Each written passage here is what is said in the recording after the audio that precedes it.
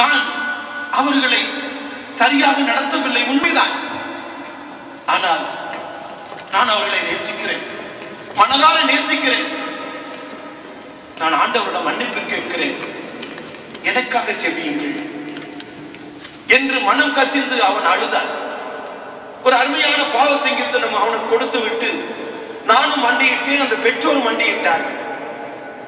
அப்பொழுது ஆண்டவர் எனக்குள்ளே சொன்னார், எனக்குள்ளே ஒரு அக்கினி இறங்கியது போல ஒரு உணர்வு வந்த உடனே, அவன் பேரு ஜோசப், ஜோசப், இயேசுவின் நாமத்தில் உனக்கு சொல்லுகிறேன், எழுந்திரு என்றேன். எழுந்திருத்தான். கைகளை நீட்டு என்றேன், நீட்டினான். நடை என்று சொன்னேன், நடந்து போனான். அவன் நடந்து போனதை பெற்றோர் பார்த்து அழுகிறார். அவன் நடந்து போய்கொண்டே இருக்கிறான்.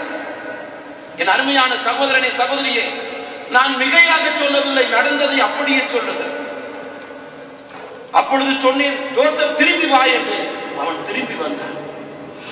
அப்பொழுதுதான் அந்த பெற்றோர்கள் அவ்வளவு மகிழ்ச்சி அடைந்தார்கள். ஏன்? இறை வார்த்தைக்கு நாம் கீழ்ப்படியாத போது, இறை வார்த்தையை ஏற்றுக்கொண்டு மற்றவர்களை மதிக்காத போது இவைகள் நடக்கும் என்று இறை வார்த்தை நமக்கு சொல்லுகிறது. எனவே என் அருமையான சகோதரனே, சகோதரி, வாழ்க்கையை கொஞ்சம் யோசித்துப்பார். ஆண்டவருடைய மாட்சிமிகு அச்சம் தரும் திருப்பெயருக்கு அஞ்சும்படி இந்நூலில் எழுதி உள்ள அனைத்தையும் கடைபிடிப்பதில் கவனமாய், கவனத்தை சிதறவிடாது. எனவே நாம் இறை வார்த்தைக்கு கீழ்ப்படிந்தால் ஆண்டவர் நமக்கு விடுதலையை கொடுப்பார். விடுதலையின் ஆவியானவர் நமக்குள்ளே இறங்கி வருவார். என் அருமையான சகோதரனே, சகோதரியே, இப்படி ஒரு நிகழ்ச்சியை இயேசு கிறிஸ்துவினுடைய வாழ்க்கையில பார்க்கலாம். மத்தேயு எழுதிய நற்செய்தி 9வது அதிகாரம் 6வது வசனம், உன் பாவங்கள் மன்னிக்கப்பட்டன, படுக்கையை தூக்கி கொண்டு போய் என்று சொல்லி இயேசு சொல்லுவதை நாம் பார்க்கிறோம். அங்கே என்ன நடக்கிறது? திமிர்வாதம் பிடித்த ஒரு மகனை கூரையை பிய்த்து இறக்கிறார். அதை பார்க்கிறார் இயேசு. அதை பார்த்து சொல்லுகிறார், உன் பாவங்கள் மன்னிக்கப்பட்டன. ஆக பாவங்கள் உனக்கு நோய்களை கொண்டு வரும் என்பதை அங்கே தெளிவுபடுத்துகிறார். இன்னைக்கு நிறைய பேர் என்ன செய்கிறோம்? பாவம் செய்து விடலாம். சில பேர் என்னன்னா, பாவம் செய்யறதுன்னு சொல்லிட்டா போச்சு போ என்றெல்லாம் கூட நினைத்து விடுகிறார்கள்.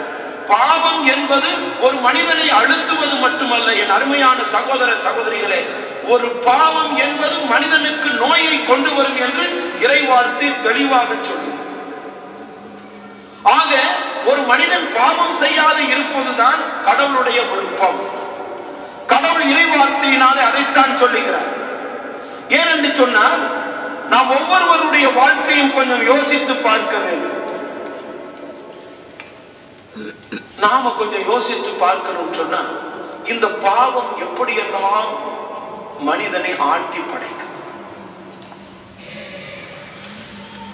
ஒரு கட்டட வேலை செய்கின்ற ஒரு மகன் என்னிடம் வந்தான். அவன் ரொம்ப வேதனையா வந்து என்று சொன்னான். என்ன தம்பின்னு கேட்டேன். எனக்கு நல்லா தெரியுது நான் பாவம் செஞ்சுட்டேன்னு, ஆனா எனக்கு நிம்மதியே கிடைக்க மாட்டேங்குது, நான் என்ன செய்யறதுன்னு தெரியல என்று சொன்ன. என்ன தப்பு பண்ணணும் என்று கேட்டேன். அவன் சொன்னான், எங்க மாமனாரு தனக்கு ஒரு வீடு கட்ட சொன்னார். அப்ப எங்க மாமனார் கொஞ்சம் வசதியா இருந்ததுனால அவர்கிட்ட வீடு கட்டுறேன் நிறைய காசை வாங்கி நான் வச்சுக்கிட்டேன். அந்த வீட்டை சரியா கட்டல, அறகுறையா கட்டுனேன், ஏனோ தானோன்னு கட்டுனேன். எதுக்கோ அதை போட்டு முடியிட்டு தொலைச்சிட்டு நாம போயிடுவோம், ஏன்னா நம்ம கைக்கு காசு வந்துருச்சுன்னு நினைச்சேன். எங்க மாமனார்ட்ட கட்டி முடிச்ச உடனே சாவியை கொண்டு போய் கொடுத்தேன். எங்க மாமனார் என்ன சொன்னார் தெரியுமா? அந்த சாவியை திருப்பி என் கையில கொடுத்துட்டு, அந்த வீடு உனக்கும் மனைவிக்கு தான். நான் என்னென்னமோ துரோகம் அதுல பண்ணிட்டேன். இப்ப நான் அந்த வீட்டுக்குள்ள போகும்போதெல்லாம் எனக்கு அதுதான் ஞாபகம் வருது. நான் எப்படி சாமி அந்த வீட்டுல இருக்கிறது? நானும் என் மனைவியும் பிள்ளைகளும் தினந்தோறும் வெந்து சாகுறோம். அந்த வீட்டை எங்களுக்கு கொடுத்துட்டாரு. ஆனா இந்த சன்னலை இப்படி துரோகம் பண்ணனே, இந்த நிலைக்காலில் இப்படி மரம் வாங்கி போட்டனே, எனக்குன்னு தெரிஞ்சிருந்தா நான் நல்லா கட்டியிருப்பேனே. அப்பதான் சொன்ன, என் பாவம் என்னை தொடர்கிறது. எதற்கு சொல்றேன்னா, இந்த பாவம் உன்னை பின்தொடரும். அதனால அவனுக்குள்ள மனதுல ஒரு நோய். கதவு திறக்கும் போது பயமா இருக்கும், ஜன்னலை சாத்தும் போது பயமா இருக்கும், ராத்திரில தூங்கும் போது போய் கட்டில படுப்பானா, படுத்தோன்னு அவன் நினைப்பானா, அவன் மேல போட்டது சரியா போட்டது இடிஞ்சு ராத்திரி விழுந்துருச்சுன்னா பயம். என்ன, நான் வீட்டை ஒழுங்கா கட்டல, அது எனக்குன்னு கட்டல, யாருக்கும் எப்படியோ போட்டுன்னு கட்டுனேன். அந்த பாவம் என்னை பின்பற்று. நான் காசு சம்பாதிக்கணும்னு ஆசைப்பட்டேன். இன்னைக்கு நிறைய பேர் இப்படிப்பட்ட வாழ்க்கை தான் வாழ்ந்து கொண்டிருக்கும். காசு காசு காசுன்னு போய் கடைசியில் எல்லாத்தையும் இழந்து போய், நிம்மதி இழந்து போய், வாழ்க்கை இழந்து போய், நோயாக மாறின பிற்பாடு எனக்கு ஏன் இந்த நோய் வந்துச்சு? சில பேர் சொல்றாங்க, நான் தான் எந்த பாவம் செய்யல, எனக்கே நோய் வருது. பாவத்தினால் மட்டும்தான் நோய் வருமா? நீ உன்னையே யோசித்துப்பார். இந்த நோய்கள் என்ற துன்பத்திற்கு என்ன காரணம்? என் அருமையான சகோதரனே, சகோதரி, ஆண்டவர் சொல்லுகிறார், இன்று உன்னை பார்த்து சொல்லுகிறார், உங்கள் ஒவ்வொருவரையும் பார்த்து சொல்லுகிறார், உன் பாவங்கள் மன்னிக்கப்பட்டன. என்றைக்கு உன் பாவம் மன்னிக்கப்படுகிறதோ அன்றைக்கு உனக்கு விடுதலை உண்டு. என் அருமையான சகோதர சகோதரிகளை, ஒப்பு கொடுப்போமா? ஆண்டவருடைய கருத்தில் ஒப்பு கொடுக்க முடியுமா? ஆண்டவர் பல காரியத்தை இந்த நாளில் நமக்கும் இன்றும் சொல்லிக் கொண்டேதான் இருக்கிறார். ஆண்டவர் சொல்லுகிறார், மத்தேயு எழுதிய நற்செய்தி 13வது அதிகாரம் 15வது வசனத்துல, மனம் மாறாவிட்டால் நீங்கள் இப்படி அழிந்து போவீர்கள். அப்ப என்ன செய்யணும்? நான் பாவம் செய்கிறேன் என்பது மட்டுமல்ல, நான் மனம் மாற வேண்டும், மனம் திரும்ப வேண்டும். மீண்டும் மீண்டும் அதையே செய்து கொண்டே இருக்கிறோம், மீண்டும் மீண்டும் பாவத்தை செய்து கொண்டே இருக்கிறோம், பாவத்தின் கொடுமைக்குள்ளே போய்கொண்டிருக்கிறோம். சில நேரத்தில் நாம என்ன செய்யறோம்னா, பின்னால பார்த்து எப்பவாவது பார்த்துக்கலாம், எப்பவாவது இருக்கட்டும், அது பின்னால வயசானவங்களுக்கு தான். என் அருமையான சகோதரனே, சகோதரியே, வேதத்திலே ஒரு இடத்திலும் அப்படி சொல்லவில்லை. இளைஞர்களே, இளம்பெண்களே, உங்களை படைத்தவரை நினையுங்கள். நாட்கள் வரும் முன்னே, கண்கள் மங்கு முன்னே உங்களை நினையாவிட்டால், நீங்கள் கடவுளை நினைக்காவிட்டால் அழிந்து போவீர்கள். நீங்கள் செய்கிற ஒவ்வொரு செயலுக்கும் தீர்ப்பு வரும் என்று எழுதப்பட்டிருக்கிறது. அதுவும் இன்னும் மோசமா நீங்க எடுத்து பார்த்தீங்கன்னு சொன்னா, நீ உன் கண்களின் நாட்டத்தின்படி செய், நீ விருப்பத்தின்படி போ, நீ எது வேண்டாலும் செய், ஆனால் நீ செய்கிற செயலுக்கு தீர்ப்பு உண்டு என்பதை மறவாதே. இப்படித்தான் வேதம் நமக்கு சொல்லுகிறது.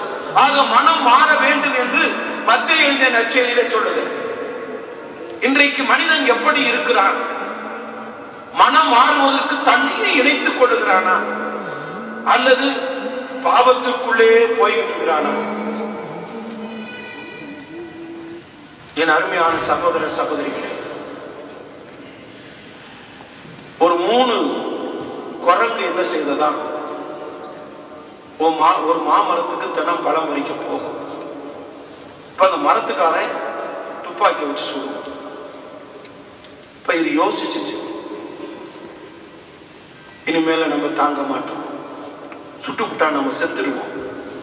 அதனால எப்படியாவது ஒரு நாளைக்கு அவன் இல்லாத நேரம் பார்த்து ஒரு பழத்தை பிடிங்கிட்டு வந்துடும். ஒன்னே ஒன்று போதும். நாம மலை மேல கொண்டு போய் அந்த விதையை நட்டோம்னா மரம் வந்துடும், நாம நல்லா சாப்பிடலாம். ஆக 3ம் பிளான் பண்ணியது. ஆக ஒரு பழத்தை தெரியாம பிடிங்கிருச்சு, கொண்டுட்டு வந்துருச்சு. கொண்டுட்டு வந்து அந்த மாம்பழத்தெல்லாம் சாப்பிட்டு அந்த கொட்டையை நல்லா காய வச்சு, அப்போ மூன்றும் பேசிச்சு, இன்னிலிருந்து நமக்கு வாழ்வு பிறக்கும், இனி நாம வந்து அங்க போக தேவையில்லை என்றெல்லாம் எண்ணிக்கொண்டு, நீ என்ன செய்யணும், குழி தோண்டணும், நீ என்ன செய்யணும், அதை பக்குவமா பாதுகாக்க தண்ணி ஊற்றும், நான் எப்போதும் எதுவும் அதை அணுகாதபடி பாதுகாப்பேன். மூணு பேரும் முடிவெடுத்தாங்க. இன்னைக்கு மனிதர்கள் முடிவெடுக்கிற மாதிரி, நான் இனிமேல் இப்படிப்பட்ட பாவத்தை செய்வேன் உறுதியான மனதோடு, கெட்டியான மனதோடு கோயில பிரதிரிக்கை பண்ணுவேன். கோயிலுக்கு வெளியே போறோம்னா மனசு லூஸ் ஆயிடும். இங்க கெட்டியான மனசு, அங்க லூஸான மனசு. அது எப்படின்னா, இன்பத்திலும் துன்பத்திலும் உடல்நலத்திலும் நோயிலும் நான் உனக்கு பிரமாணிக்கமாய் இருப்பேன், ஆலயத்தில் வெளியே போனோன்னு பிறருக்கு மாணிக்கமாயிடுவேன். அதான் லூஸான மனசு. இன்னைக்கு அப்படித்தான் வாழ்றாங்க. அது போல இவங்க மூணு பேரும் பிளான் பண்ணாங்க.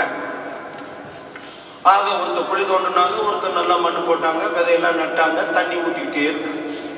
1 மாசம் ஆச்சு, 2 மாசம் ஆச்சு, 3 மாசம் ஆச்சு, 4 மாசம் ஆச்சு, 5 மாசம் ஆச்சு, 6 மாசம் ஆச்சு, அது முளைக்கவே இல்லை. 3 பேரும் கும்முன்னு உட்காந்துருந்தாங்க. ஒரு வயசான குரங்கு அந்த பக்கம் வச்சு, என்னடா அப்படி உட்காந்து இருக்கிறீங்க அப்படின்னு கேட்டுட்டாங்க. உடனே அவங்க 3 பேர் சொன்னாங்களாம், நாங்கள் இந்த மாதிரிலாம் பிளான் பண்ணணும், முளைக்கவே மாட்டேங்குது, என்ன காரணம்? நீ எப்படி ஒழுங்கா குழி பறிச்சியா? பறிச்சேன். நீ ஒழுங்கா தண்ணி ஊற்றினியா? ஊற்றுனேன். நீ ஒழுங்கா பாதுகாத்தியா? நான் ஒழுங்கா பாதுகாத்தேன். எப்படா பாதுகாத்தேன்? தினம் தோண்டி தோண்டி முளைச்சிருக்குதான்னு பார்த்தேன். ஏன்னா அந்த பாவம் எப்படி தினந்தோறும் பாவத்தை செய்யணும், அப்படி எப்படி முளைக்கும்? இன்னைக்கு மனுஷர்கள் இப்படித்தான், தினந்தோறும் நான் வந்து பாவத்துக்கே போகணும், நல்லா வசதியா சுற்றணும், நல்லா வசதியா வாழணும், அதை செய்யணும், இதை செய்யணும், இதை செய்யணும், இதை செய்யணும், அதை செய்யணும். அது தினந்தோறும் தோண்டி தோண்டி பார்த்தது போல நாமளும் பாவத்துக்குள்ளே போவோம். கடவுளை போய் கிட்ட போவோமா? போக மாட்டோம். மனம் மாறுறது இல்லை, மனம் திரும்புறது இல்லை. மனம் திரும்பாத ஒரு கேடுகட்ட வாழ்க்கை, மனம் திரும்பாத ஒரு மோசமான வாழ்க்கையில போறோம். அப்ப நாம வந்து எப்படி வாழ முடியும்? இன்னைக்கு மனம் திரும்பாமல் வாழுகின்ற எந்த ஒரு மனிதனுடைய வாழ்க்கையில விடுதலை கிடைக்காது. இது ஆண்டவர் சொல்லுகின்ற ஒரு அருமையான வார்த்தை. விடுதலை யாருக்கு வேண்டும்? மனம் மாறுறவனுக்கு தான் வேண்டும். எவனுடைய பாவம் மன்னிக்கப்படுதோ அவனுக்கு விடுதலை உண்டு. அப்ப நான் எப்படி வாழ்ந்து கொண்டிருக்கிறேன்? மனம் திரும்ப வேண்டும் என்று நினைக்கிறேன்னா, அல்லது அந்த குரங்கை போல பாவமே போதும், தினந்தோறும் தோன்றுவோம், பார்ப்போம், திரும்பி வச்சுக்குவோம். பாவத்திலே இன்பம் காண்பது அதுவே போதும், வேற ஒன்றும் தேவையில்லை. ஆக நீங்கள் பயன் கொள்ள முடியாது. மனம் மாறாத எந்த ஒரு மனிதனுடைய வாழ்க்கையிலும் விடுதலை கிடைக்காத பிள்ளைகளை, இந்த தவ காலத்துல நீங்க கொஞ்சம் யோசிச்சு பாருங்க. துன்பங்கள் துயரங்கள் மனிதனை